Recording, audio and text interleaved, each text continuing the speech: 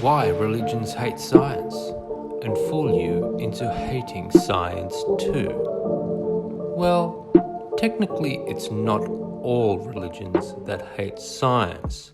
More specifically, it is the Abrahamic religions that wage their wars on science: Christianity, Islam, and Judaism. Why? Well, all religions are cults, and all cults fabricate a history and a dialogue that is based in fiction. 100% fiction.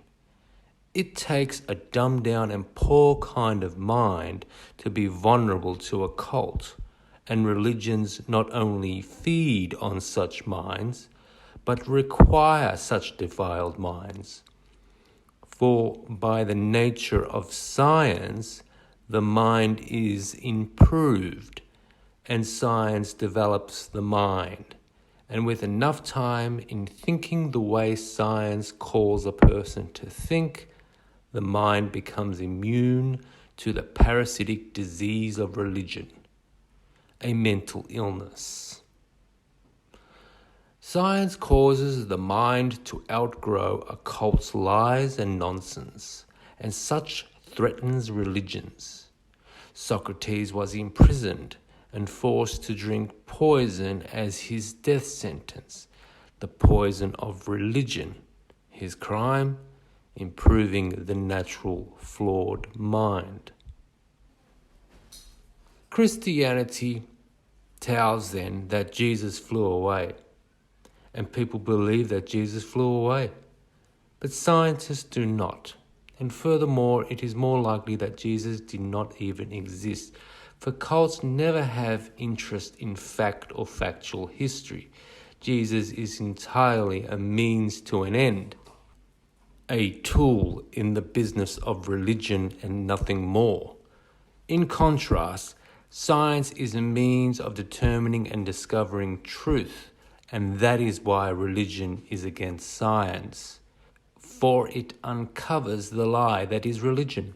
It shines a light on religion, and all that see are liberated. Religions have tried to argue against science and have lost each and every time in history.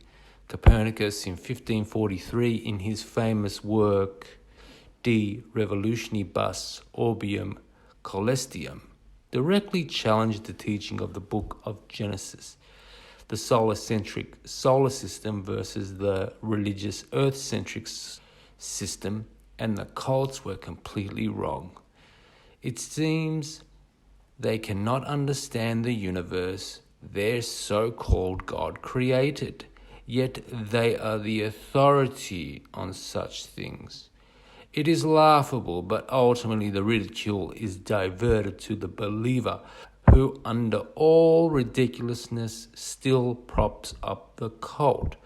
Their effort against Darwin and evolution also challenges Genesis, the persecution of Galileo, and even the murder of Archimedes, one of the greatest mathematicians of all time. The Dead Sea Scrolls, fake. The Shroud of Turin, fake. Nazareth did not exist in Jesus' time, and Jesus spoke Aramaic, not the recently engineered language of Hebrew.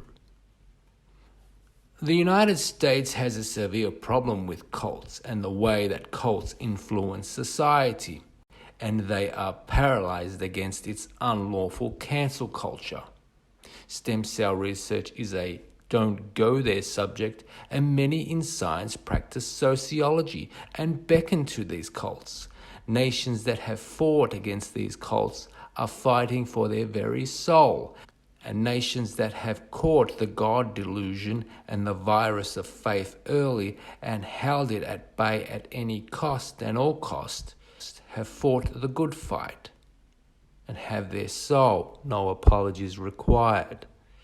The system of science is to disagree with the established fact with counterfacts, not cheer it on. This has not been a passive effort of religion. It is an active effort where lies, deceit, torture, and murder are all moral, such as defacing historically significant scientific literature with ramblings about religious rubbish, erasing history and replacing it with fantasies. This was an intentional effect to say religion is higher than science, for religious text defaces scientific text. They claim they were just recycling paper, the Archimedes palimpsest, for example, and the object of the presentation. Scientists find an ancient stellar catalogue written by Hipparchus hidden in a medieval tomb. The Hipparchus palimpsest. These cults run your hospitals, they run your schools, they own your media, and they suppress dissenting voices. They even have a hold on your government and influence its funding and laws. They censor books and they teach their cult to children in the schools as if it were real, and they quietly omit arbitrarily. All redactions and censorship, persecution of truth come out of cults and the ongoing enforcement of their fictions. You become more scientific, you outgrow religion, scams in the marketplace, the way for a new age. The government, seeing how effective and foolish people are in believing such nonsenses, also dabble in cult. The Nazis and pop culture through your television. They like you dumbed down and emotional, believing every caper and whim. In contrast, look at what science has brought forward: housing, food security, running water, sewage system, transportation, air transport, and much, much more.